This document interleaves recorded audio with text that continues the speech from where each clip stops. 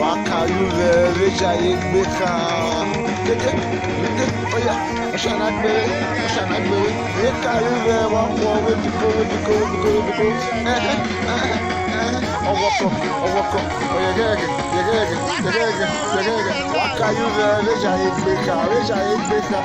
wote wo magbe o akukwe